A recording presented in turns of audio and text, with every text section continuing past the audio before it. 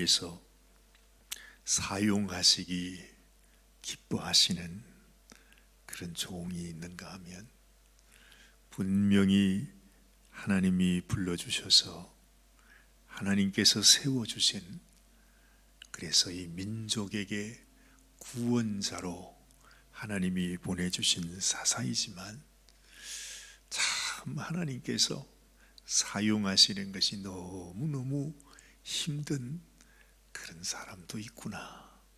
오늘 말씀을 읽으면서 그런 생각을 하게 됩니다. 그러면서 우리 자신도 하나님의 부르심을 받아 하나님의 일꾼으로 그렇게 믿고 그렇게 생각하고 그렇게 하루하루를 살고 있는데, 나는 과연 하나님의 마음을 기쁘시게 하는 종인지, 아니면 내가 있는 것이 오히려 하나님께는 짐이 되고 고통이 되는 그런 종은 아닌지, 우리 스스로를 돌아보게 되는 것입니다. 하나님께서 우리를 보기만 해도 좋고, 참 네가 나의 종이 되어 주어서 힘들고 어렵고 여러 가지 많은 고난과 시련이 있을지라도 네가 나와 함께 일해주니 너무 고맙다. 하나님이 그저 바라보기만 해도 좋은 그런 사람이 있습니다. 그처럼 하나님께서 우리를 보실 때에 보기에 좋았더라. 하나님이 그렇게 우리를 봐주시면 얼마나 좋겠습니까? 하나님께서 이 삼손을 부르실 때, 하나님 이 세상에 삼손이 태어나게 했을 때 특별히 다른 사사들도 많이 있었지만은 태어나기 전부터 하나님이 직접 오셔서 내가 너에게 한 아들을 주겠다 이렇게 말씀하신 그런 사사는 아무도 없었습니다. 그렇지요? 오히려 이 세상에 그냥 첩의 아들로 아니면 기생의 아들로 너무너무 기구한 삶을 살면서 이 땅의 그 고통과 고난이 자신을 더 강하게 해서 그렇게 사사로 세우심을 받는 사람들 우리가 많이 보지 않았습니까? 근데 그게 아니고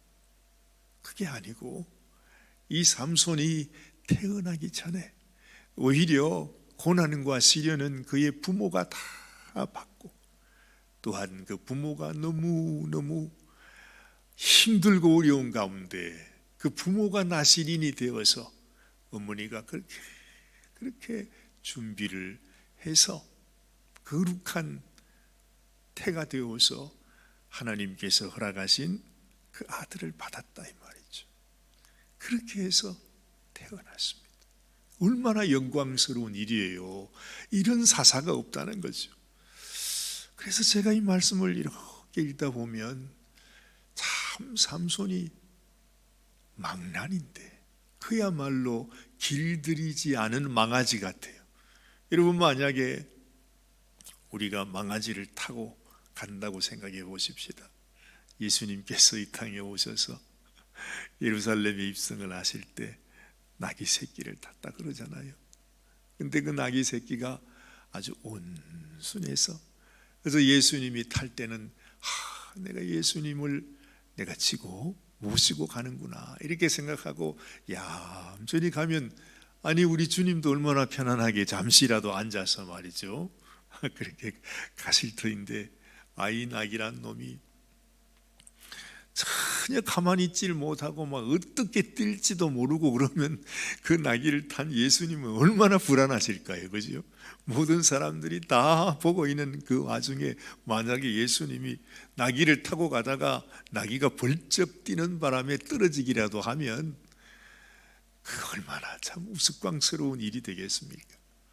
그와 똑같은 겁니다.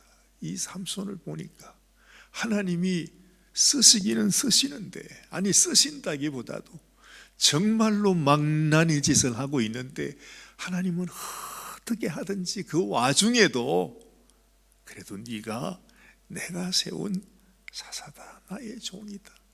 그러면서 하나님께서 이 삼손에게 부족하고 연약할 때마다 하나님이 그에게 주의 영을 더하시고 은혜를 더하시고 힘도 주셔서 겨우겨우 그의 일을 감당하게 하시는구나 하는 것을 우리가 느끼게 되는 거예요. 참 안타까운 일입니다. 이 삼손이 하나님 앞에 하나님께서 자기에게 주신 사명이 무엇인지, 내가 어떻게 사사가 되었는지, 내가 사사로서 이 땅에서 어떻게 내가 일해야 되는지, 그에 대한 깊은 묵상이 없었습니다. 생각이 없었습니다. 분명히 사사로서의 그의 활동을 얘기하는데 이건 사사로서의 일이 아니라 자기의 분함을, 원한을 복수하는 것으로 그냥 가득 차 있어요, 말씀이. 그죠? 오늘도 이제 세상에 자기가 그렇게 사랑해서 그렇게 부모가 반대를 하고 네가 그래서는 안 된다, 네가 그래도 이스라엘의 사사인데 어떻게 네가 블레셋 여인을 아내로 삼아서 살려고 하느냐, 그렇게 어머니도 아버지도 그렇게 아마 말렸을 것입니다. 근데 기어코 내가 그 여인을 사랑한다고, 그 여인을 내가 아내로 맞아야 되겠다. 그 와중에서도 하나님께서 그래도 이 삼손을 통해서 뭔가 하나님이 주신 감동이 있었다. 성경은 그렇게 설명을 해주고 있어요. 하나님이 삼손의 편이 되어주는 거죠. 그래도 삼손이 무슨 생각이 있었기에 그 일을 하고 있다. 어쨌건 이 삼손이 이제 블레셋 여인을 아내로 삼았지만 세상에 믿을 게 따로 있지. 어찌 블레셋을 믿습니까? 세상에 자기 나라 자기 민족의 원수가 되고 지금도 자기 백성을 그렇게 괴롭히고 있는 블레셋 사람을 믿고 세상에 아내를 삼는다고 하는 것이, 아니 잔치를 하자마자 장인 된다는 사람이 그 여인을 다른 사람에게 줘버립니다. 그런데 삼손은 그것도 모르고 있어요, 세상에. 그래서 이제 아이고 내가 지난번에 난리를 쳤는데 조금 심했던 것 같다, 내가 다시 그러니까 부인의 친정집에 내가 가서 사과를 좀 해야 되겠다, 아이고 아내도 데리고 와야지, 그러면서 지금 가는 길입니다. 오늘 말씀이 그렇게 시작되고 있습니다. 얼마 후 밀 거둘 때에 삼손이 염소 새끼를 가지고 그의 아내에게로 찾아가서 이르되 내가 방에 들어가 내 아내를 보고자 하노라 하니 장인이 들어오지 못하게 하고 이르되 네가 그를 심히 미워하는 줄 알고 그를 내 친구에게 주었노라. 그러지 않습니까? 옛날에 그게 생각이 나는군요. 야곱이 그렇게 에디중지에서 사랑하는 라헬과 함께 결혼을 했는데 신혼 밤을 지내고 나니까 세상에 엉뚱한 사람이 와 있었던 것을 보는데, 아니 그 외삼촌이 되었던 그 집안에도 그런데 이 블레셋은 오죽 있겠습니까? 그렇죠? 그래서 이 삼손은 아내까지 빼앗기고 얼마나 화가 났던지 그 여우 300마리를 잡아서, 어떻게 잡았는지 모르지만 어쨌든 잡아가지고 꼬리를 같이 묶어서 거기에다가 횃불을 집어넣어서 불을 질러서 온 블레셋의 들판을 다 태워버렸다. 참 이것도 어찌 보면 하나님이 주신 힘인데, 하나님의 능력인데, 그래서 블레셋 사람들에게 그런 해를 끼쳤는데, 이것도 사사의 일이라고 한다면 사사의 일이라고도 할 수 있겠지만, 그러나 오히려 그의 모든 일은 자기의 원한을 갖고 자기의 분을 푸는 일에 쓰게 된다는 거죠. 우리가 하나님 일한다고 하면서도 하나님 앞에 하나님이 원하시는 생각을 따라 하나님의 뜻을 따라 순종하지는 못하고 오히려 내 뜻, 내 생각, 그냥 내 판단, 그저 내가 원하는 대로 우리가 그렇게 주의 일을 하게 될 때도 많은 것입니다. 이제 이런 일이 있었는데 이제 블레셋이 또 원수를 갚겠다고 이 백성들을 쳐 올라옵니다. 그러니까 이 이스라엘 사람들이 도대체 이게 웬일이냐고 말이죠.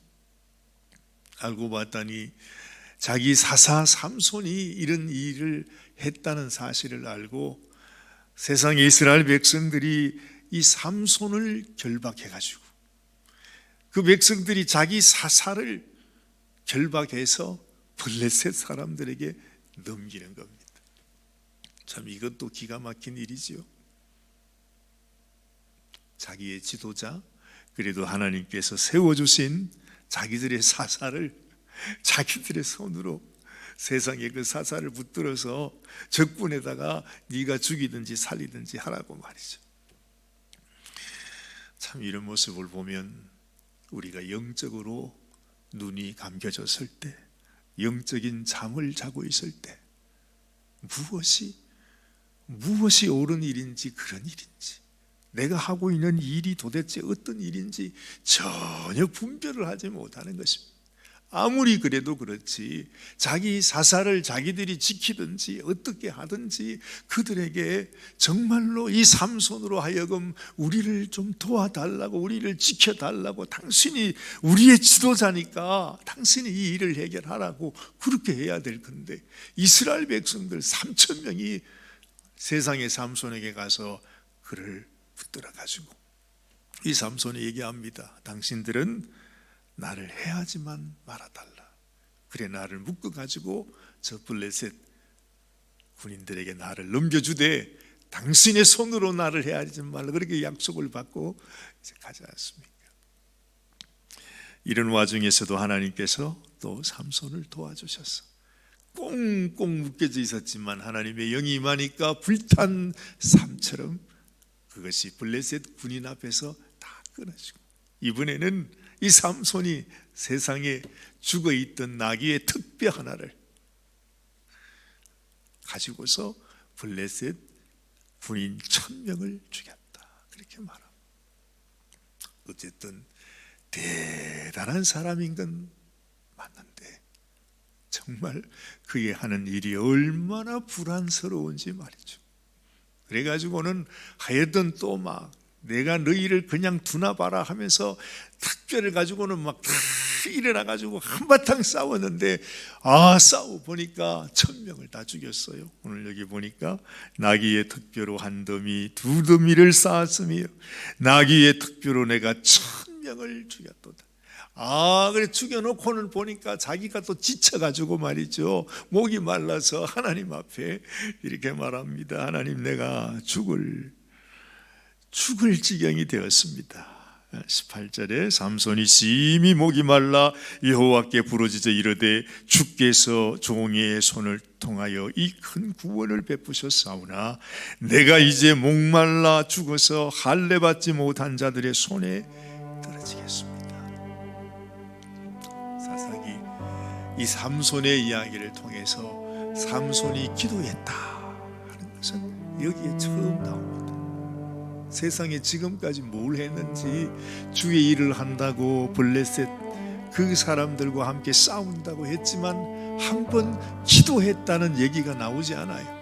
자기가 지금 이제 죽을 때가 되니까 목이 말라 완전히 그냥 지쳐가지고 있을 때 그제서 하나님 앞에, 하나님 내가 부족합니다. 내가 죽을 지경입니다. 힘이 없습니다. 내 힘이다. 다 빠졌습니다. 나를 도와달라고 그제야 하나님께 기도하죠. 하나님은요, 이렇게 망나니 같은 못난이 이 삼손이 그래도 하나님 앞에 기도하니까 또 하나님은 이 삼손에게 또한 그가 기력을 회복할 수 있도록 또 샘을 터 주셨다. 그렇게 말씀하지 않습니까? 어쨌든 이 삼손이 이렇게 해서 사사로 20년 동안을 지냈다. 이렇게 말합니다. 우리 인생도 하나님께서 우리를 이 땅에서 남겨두시는 동안 나는 하나님께서 보시기에 어떤 일꾼으로 살아가고 있는지, 하나님 나에게 진실로 힘과 능력과 나의 혈기와 그저 나의 분함을 채우는 그런 일이 아니라 하나님의 마음, 하나님께서 원하시는 뜻을 이루어가는 당신의 마음을 기쁘시게 하는 일꾼으로 살게 하여 주옵소서. 하나님 앞에 주님, 우리는 너무나 큰 능력과 영광과 주님의 은혜를 받았으면서도 하나님 앞에 참으로 이렇게 부족한 모습으로 하나님의 일을 감당해 나가는 삼손이 되지 않고 진실로 하나님의 권능을 가지신 하나님의 본체이시지만은 죽기까지 순종하시면서 하나님의 뜻을 이루어 가시는 우리 주님의 모습, 주님의 종된 모습, 그 모습, 우리의 모습이 되게 하여 주시옵소서. 참으로 하나님 앞에 기도하는 이 아침이 되었으면 좋겠습니다. 기도하십시다. 하나님 아버지, 그렇습니다. 우리가 이 세상 살아가면서 무슨 큰 능력을 가지고 큰 일을 하는 것이 중요한 것이 아니라 하나님의 마음과 하나님의 뜻을 알고 하나님 앞에서 어떻게 살아야 하는지를 우리가 깊이 깨닫고 하나님의 말씀을 순종하며 죽기까지 복종하셨던 우리 주님의 그 모습을 닮아가게 하여 주시기를 원합니다. 세상이 너무나 혼란스럽습니다. 하나님, 이 세상 속에서 우리가 무슨 소망이 있으며 또한 무슨 낙을 찾을 수 있겠습니까? 세상을 보면서 하나님이 우리에게 주시는 하나님의 음성을, 하나님의 뜻, 우리 하나님께서 우리 가운데 보여주시는 하나님의 길을 깨달아 알 수 있도록 도와주시기를 원합니다. 아버지요, 참으로 하나님이 기뻐하시는 당신의 사람, 당신의 백성으로 주의 말씀을 따라 순종하며 하나님의 아름답고 선한 일들을 이루어가는 당신의 일꾼이 되게 하여 주시옵소서. 오늘 이 아침도 기도하게 하시니 감사합니다. 어느새 주님 성탄주의를 맞이하게 되는데, 하나님, 원래 이 성탄주의를 통해서 하나님께서 우리에게 주시는 귀한 뜻과 하나님의 음성을 우리가 함께 들을 수 있도록 도와주시옵소서.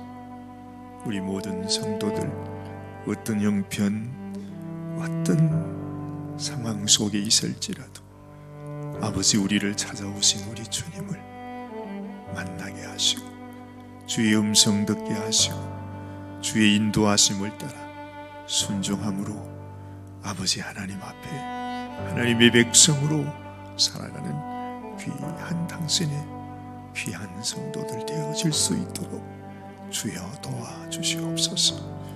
오늘 이 아침도 하나님께 예배하게 하신 주님께 감사드리오며 우리 주님 예수님의 귀하신 이름 의지하여 간절히 기도드리옵나이다. 아멘. 아멘.